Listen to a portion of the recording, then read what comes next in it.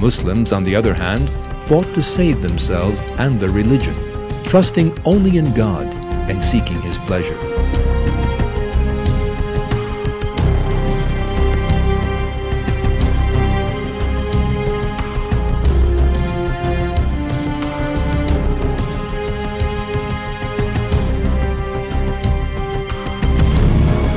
In all these wars, the Muslims took care not to inflict suffering on the innocent.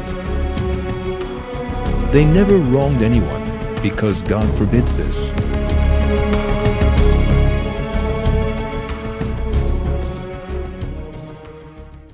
Fight in the way of God against those who fight you, but do not go beyond the limits.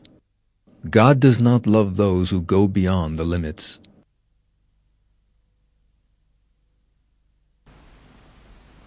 According to Arab tradition, every prisoner of war had to be killed. But the Prophet, following God's commandment in the Revelations, ordered the Muslims to treat them well and to give them to eat from their own food. The only thing that was asked of them was for the literate prisoners to teach the illiterate among the Muslims.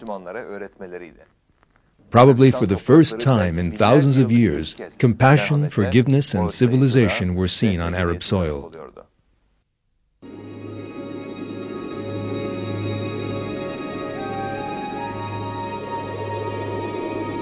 As the years passed, Islam's justice and high moral standards spread in waves around Arabia.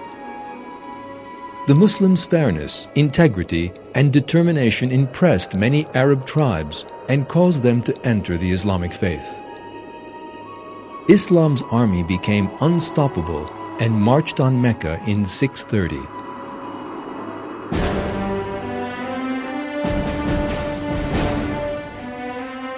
The pagans of Mecca, because of all the cruelty they had inflicted on the Muslims, feared their retribution.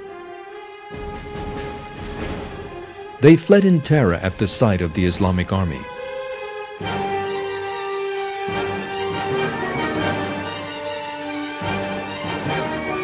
Arab tradition required the men of the defeated army to be put to the sword and for the women and children to be enslaved.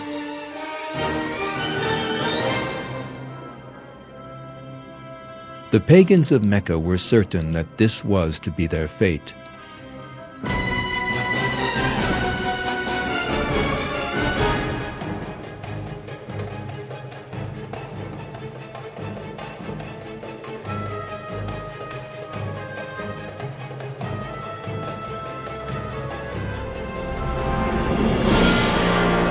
But the Prophet's actions reflected God's infinite mercy.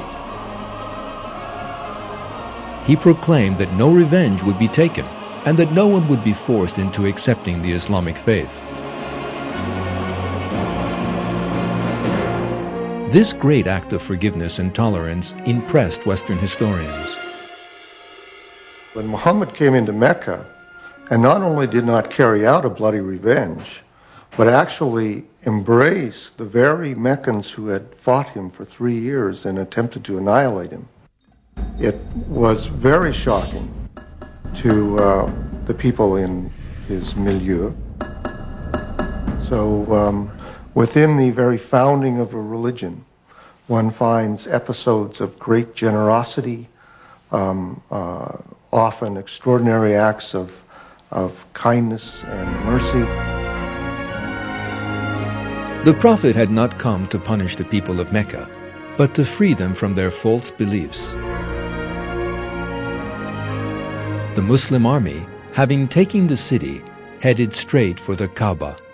The Prophet entered the holy site and destroyed all the idols there one by one.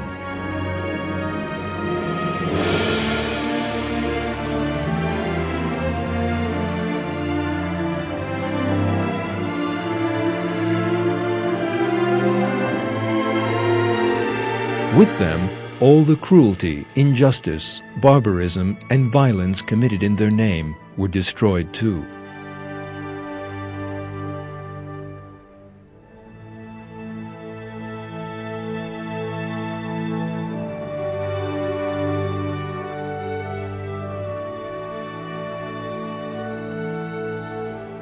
With the spread of the values of the Quran in Arabia, all the injustices, oppression, and blood feuds from the times of ignorance disappeared.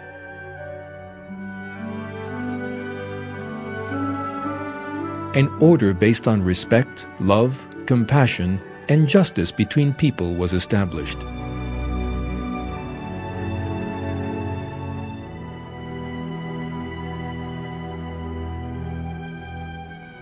This is why this era was later to be named the Blessed Period.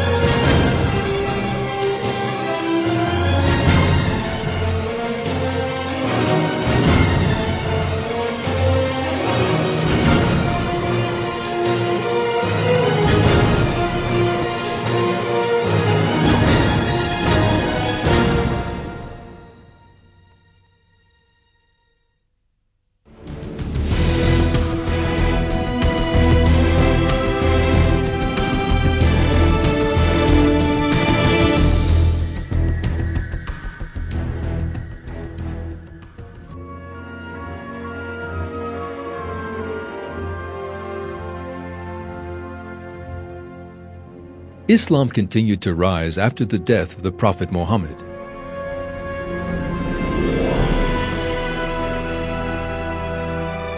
In just a few decades, it spread to all of Mesopotamia and North Africa.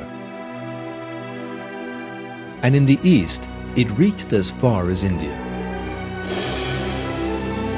The Arabs, who only a few decades before had been herdsmen in the deserts of Arabia, became the rulers of a huge empire due to the superior wisdom, culture, and awareness they acquired thanks to Islam.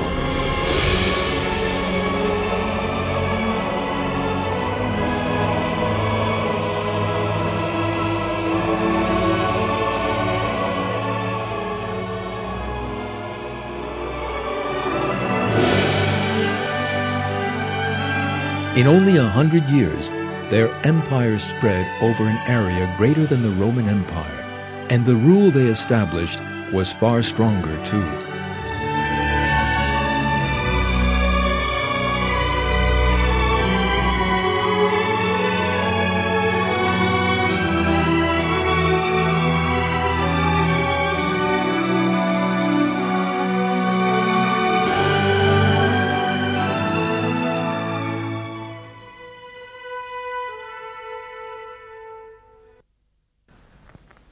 A diverse range of religious denominations was to be found living within that empire, especially Jews and Christians. The Muslims were very tolerant towards the different religious groupings in the lands they conquered.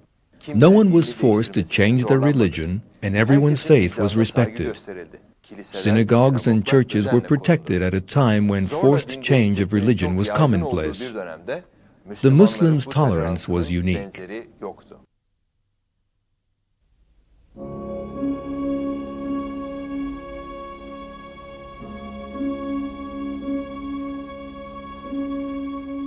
One of the most remarkable examples of Islamic tolerance was experienced during the conquest of Jerusalem in 638 by the armies of Islam, led by the Caliph Omar.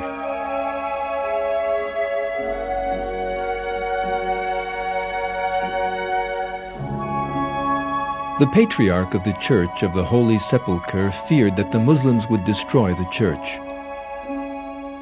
Omar made a friendly visit to the church and told them that they had nothing to fear.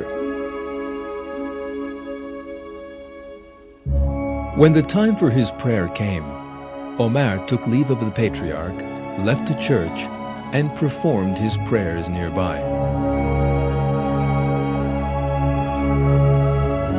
Later on, The Al-Aqsa Mosque was to be built on the spot where Omar performed his first prayers in Jerusalem. The Muslims gave Jerusalem one of the world's most spectacular works of architecture.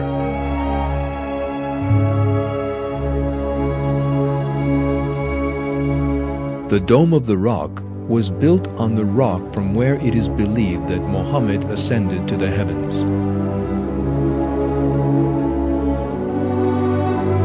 With its unique decorations and gold-leaf dome, the Dome of the Rock was illustrative of Islam's sense of art and civilization.